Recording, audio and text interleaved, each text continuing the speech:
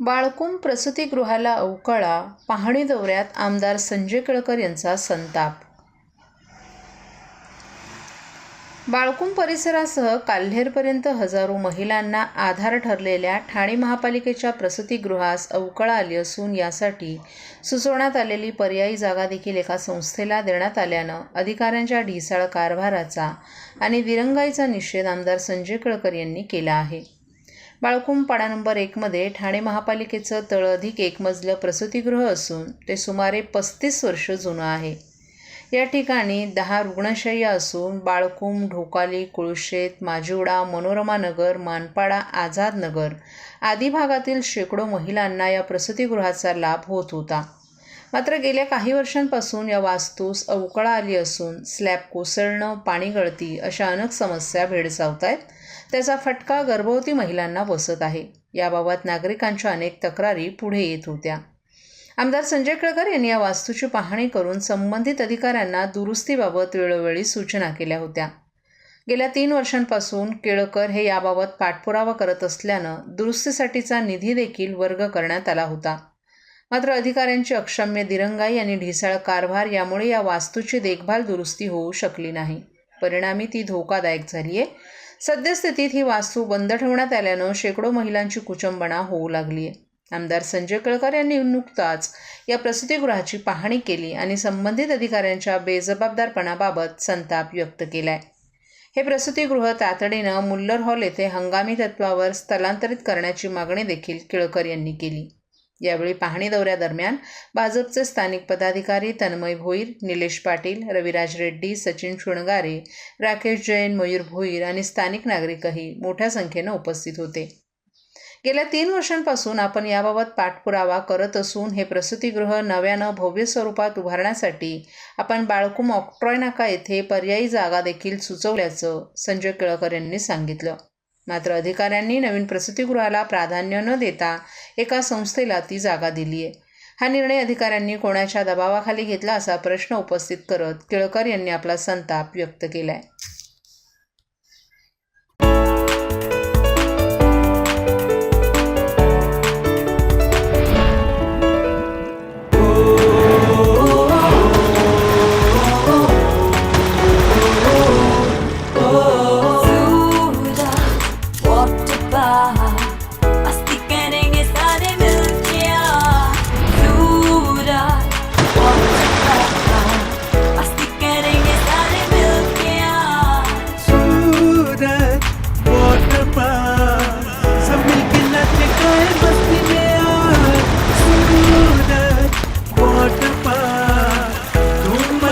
सब मिलके आज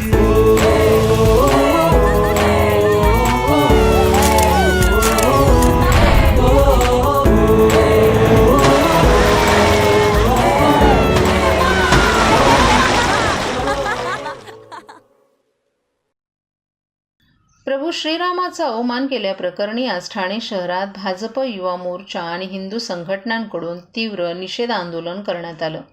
राष्ट्रवादी काँग्रेसचे अध्यक्ष शरद पवार यांच्या उपस्थितीत घडलेल्या या प्रकाराचा विरोध करत आंदोलनकर्त्यांनी रंगोबापूजी चौक येथे संतप्त प्रतिक्रिया व्यक्त केल्यात.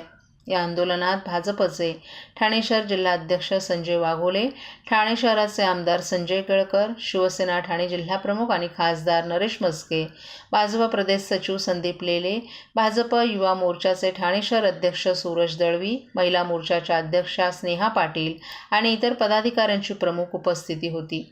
आंदोलनकर्त्यांनी शरद पवार यांच्यावर हिंदू देवतांचा अपमान करण्यास समर्थन देत असल्याचा आरोप केला आणि त्यांच्या भूमिकेविरोधात संतप्त निषेध नोंदवला. हिंदू संघटनांनी या प्रकारामुळे भावनिक दुखापत झाल्याचं सांगत भविष्यात अशा घटना रोखण्यासाठी कठोर कारवाईची यावेळी मागणी केली.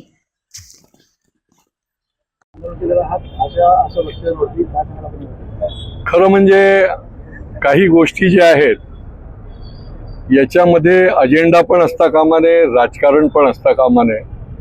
हिंदू देवदेवता, आमचे राष्ट्रपुरुष याच्या सगळ्या पलीकडे या सगळ्या आपल्या भक्तीची आणि श्रद्धेची स्थान आहे. आणि एक माणूस व्यासपीठावरनं प्रभू रामचंद्र समर्थ सगळ्यांचीच शाब्दिक विटंबना करतो आणि उघड्या डोळ्यांनी ही माणसं बघत बसतात. ते काय चाललं काय? हिंदू धर्म सोशिक आहे याचा अर्थ असा नाहीये. कोणी देशाच्या बाहेर जाऊन देशविरोधी बोलतो, देशातलं चांगलं जे आहे ते बाहेर बोलायला पाहिजे, ते सोडून म्हणजे सगळीकडे निवडणूक, नरेटिव्ह, अजेंडा हा धंदा सोडा. आता हिंदू धर्म जागृत आहे आणि सकल हिंदू जर उठला आणि रस्त्यावर उतरला तर तुमची पलटाभुई थोडी होऊन जाईल आणि त्याच्यामुळे त्यांनी माफी मागायला पाहिजे समाजाची. आणि पुन्हा कधीही प्रभू रामचंद्र जे अयोध्येला पण गेले नाहीत, जे रायगडावर सुद्धा 40-40 वर्षानंतर गेले, यांनी तर खरं रोज जाऊन माती लावायला पाहिजे कपाळावर. छत्रपती शिवाजी महाराजांच्या रायगडावर जाऊन ती माती कपाळाला लावायला पाहिजे दरवेळेला. दोन्हीकडे गेले नाहीत, परंतु या ठिकाणी मात्र आवर्जून उभे राहून त्या ठिकाणी त्या सभेमध्ये ऐकत बसतात. हिंदू समाज आता याच्या पुढे हे सहन करणार. काही विशिष्ट मतांसाठी हे राजकारण चाललं असं वाटतं? नाही, यांचं राजकारण मतांसाठीच आहे आणि त्याच्यामध्ये हिंदू देवता, राष्ट्रपुरुष यांचं त्यांना काही घेणं देणं नाही आहे. ही आमची श्रद्धास्थान आहेत. 140 कोटी लोकांचं हे श्रद्धास्थान आहे आणि त्यांचा तुम्ही अपमान करताय हे तुम्ही विसरतायत. लोक तुम्हाला सोडणार नाही. राज्यातील सर्वधर्मीय 60 वर्ष किंवा त्याहून अधिक वयाच्या ज्येष्ठ नागरिकांची तीर्थक्षेत्रांना भेट देण्याची इच्छा पूर्ण करण्यासाठी मुख्यमंत्री तीर्थदर्शन योजना सुरू करण्यात आली आहे. या योजनेअंतर्गत प्रति व्यक्ती 30,000 रुपये इतकं अनुदान प्रवास खर्चासाठी देण्यात येणार आहे. या योजनेमध्ये महाराष्ट्र राज्य आणि देशातील प्रमुख तीर्थस्थळांचा समावेश निर्धारित तीर्थस्थळांपैकी एका स्थळाच्या यात्रेकरिता पात्र व्यक्तीला या योजनेचा एक वेळ लाभ घेता येणार आहे. प्रवास खर्चाची कमाल मर्यादा प्रतिव्यक्ती 30,000 रुपये इतकी राहणार आहे. यामध्ये प्रत्यक्ष प्रवास, भोजन, निवास आदी सर्व बाबींचा समावेश असेल. या योजनेचा लाभ राज्यातील 60 वर्ष वय आणि त्यावरील ज्येष्ठ नागरिकांना मिळू शकेल. लाभार्थी महाराष्ट्र राज्याचा रहिवासी असणं आवश्यक आहे. तसंच त्यांचं वय 60 वर्ष आणि त्यावरील ज्येष्ठ नागरिक असावं. लाभार्थी कुटुंबियांचं वार्षिक उत्पन्न 2.5 लाख रुपयांपेक्षा जास्त नसावं. तसंच ज्यांच्या कुटुंबातील सदस्य आयकरदाता आहे ते या योजनेसाठी अपात्र ठरणार आहेत. ज्यांच्या कुटुंबातील सदस्य नियमित कायम कर्मचारी म्हणून सरकारी विभाग, उपक्रम, मंडळ, भारत सरकार किंवा राज्य सरकारच्या स्थानिक संस्थेमध्ये कार्यरत आहेत किंवा सेवानिवृत्तीनंतर निवृत्तीवेतन घेत आहेत असे सदस्य पात्र ठरणार नाहीत. तथापि 2.5 लाख रुपयांपर्यंत उत्पन्न असलेले, बाह्य यंत्रणेद्वारे कार्यरत असलेले कर्मचारी, स्वयंसेवी कामगार आणि कंत्राटी कर्मचारीही पात्र ठरणार नाहीत. जे अर्जदार मागील वर्षात लॉटरीत निवडले गेले होते परंतु प्रवासासाठी आमंत्रित करूनही त्यांनी प्रवास पूर्ण केला नाही, अशा माजी अर्जदारांना देखील या योजनेत पात्र ठरवलं जाणार नाही. अर्जदार प्रवाशांना खोटी माहिती देऊन किंवा कोणतीही तथ्य लपवून अर्ज केलाय ज्यामुळे तो किंवा ती प्रवासासाठी अपात्र ठरते, तसंच त्याला आणि तिला कधीही या योजनेच्या लाभांपासून वंचित ठेवता येईल. या योजनेच्या पात्रता आणि अपात्रता निकषांमध्ये सुधारणा करण्याची आवश्यकता असल्यास शासन मान्यतेनं करण्यात येणार आहेत. महाराष्ट्रातील भगिनींना आधार देणारी राज्य शासनाची मुख्यमंत्री माझी लाडकी बहीण योजना. या योजनेअंतर्गत अल्प उत्पन्न गटातील 21 ते 65 वयोगटाच्या भगिनींना मिळणार दरमहा 1,500 रुपयांची मदत. अर्ज करण्यासाठी 31 ऑगस्ट 2024 पर्यंत मुदतवाढ. कुटुंबाचं वार्षिक उत्पन्न 2.5 लाख रुपयांपेक्षा कमी असलेल्या महिला पात्र. कुटुंबाकडे पिवळं किंवा केशरी रेशन कार्ड असल्यास उत्पन्नाचा दाखला आवश्यक नाही. पांढरं रेशन कार्ड असेल किंवा रेशन कार्ड नसेल तर कुटुंबाचं वार्षिक उत्पन्न 2.5 लाखांपेक्षा कमी असल्याचा दाखला आवश्यक. योजनेसाठीचा ऑनलाईन अर्ज नारी शक्ती दूत ॲपवरून किंवा पोर्टलवर भरता येईल. ज्या भगिनींना ऑनलाईन अर्ज भरता येत नसेल त्यांच्यासाठी अंगणवाडी, ग्रामपंचायत, वॉर्ड ऑफिस, सेतू सुविधा केंद्रामध्ये किंवा आशाताई बचत गटाच्या CRP यांची मदत उपलब्ध. आता आपल्याला अभिमानानं म्हणता येईल, सुखी आणि सुरक्षित आहे माझी लाडकी बहीण.